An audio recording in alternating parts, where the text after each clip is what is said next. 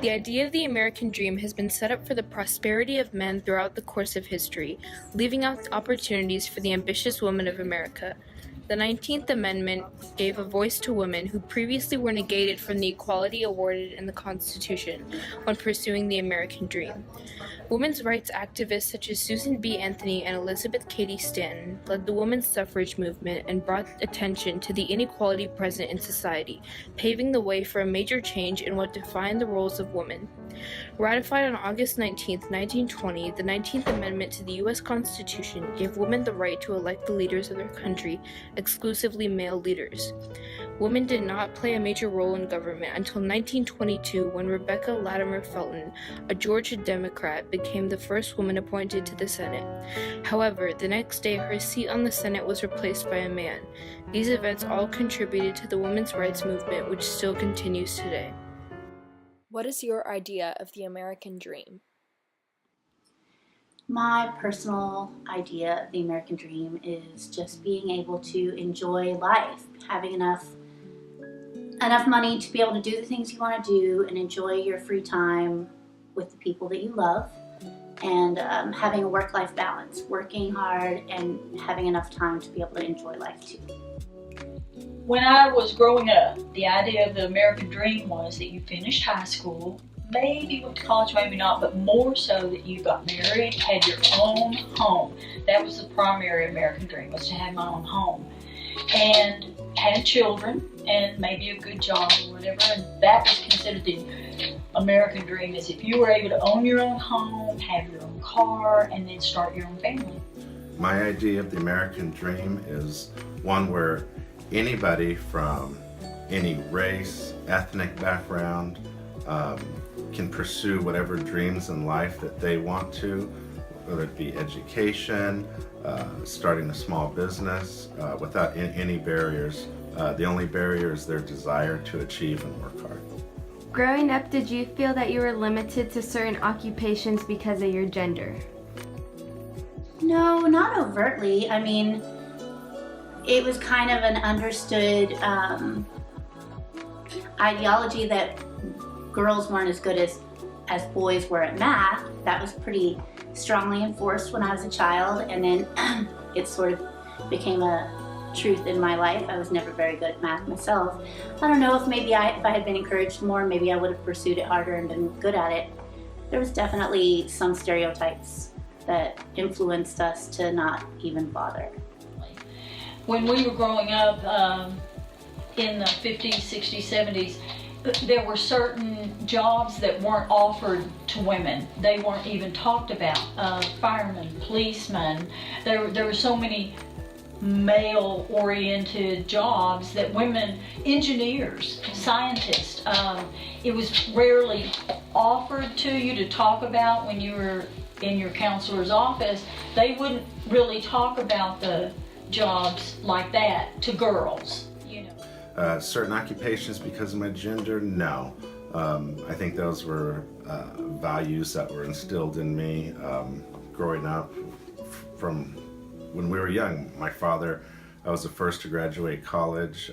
He grew up in the picking fruit and farms in California, so we had a very structured, hard work, family-orientated background growing up.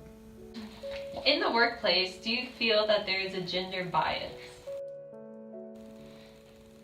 In some respects. The gender bias that I feel that's in my workplace is financial. I might be doing the same work as a coworker next to me that's male, but the male's going to be making a little bit more. They go on the assumption that no matter what, the male has to, quote, take care of the family. And there's so many single women out there now, or women that aren't married, that have children or whatever. But there's that whole aspect of, I think if you put two underwriters together and one's male and one's female, 9 times out of 10, the male's going to make more.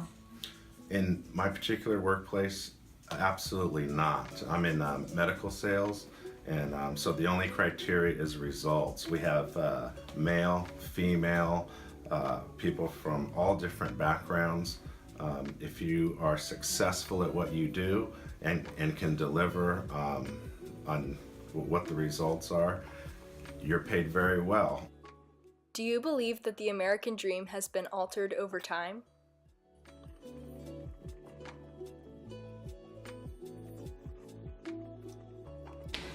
I can see where maybe in the past women were encouraged to take a more subordinate role, I guess, you know, a more family-centered and less decision-making type role, but I've been graced with the opportunity to make a lot of the decisions in my life and always have been encouraged to do so and haven't really felt muted in any way. I've always felt I have a voice, whether or not I was a woman or not. The American dream, I think, has been altered over time, generationally. The American dream for us is just, we're hoping we can survive on Social Security or on what small savings we have.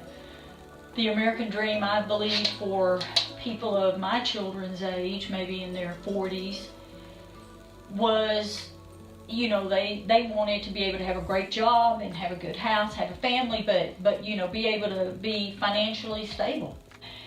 And I think the American dream now for people maybe of your age is, you know, where we were thinking a home, they were thinking a great job to be able to offer things for their children. I think y'all are thinking more in the lines, from what I hear, of having the college of your choice, not of where you must go, but where you want to go, and being able to then have a career, not just a job. And then, you know, later down the line, the family aspect in the home and the whatever. But so yes, I think it's changed a lot. Well, absolutely for the better. There's a current narrative going on in society now that it's digressed, and that's just a bunch of excuses. America is still the land of opportunity. People come from all over the world trying to get into this country because it's a good place, not because it's a bad place. So you are only limited on what you think. Don't handicap yourselves with all this thinking that I'm limited because of this gender or this background. This is America. You can do anything you want to do if you put your mind to it and are willing to work. Nobody's going to hand it to you. So as long as you don't make excuses and you're willing to work hard, you can make it. Best of luck to all of you.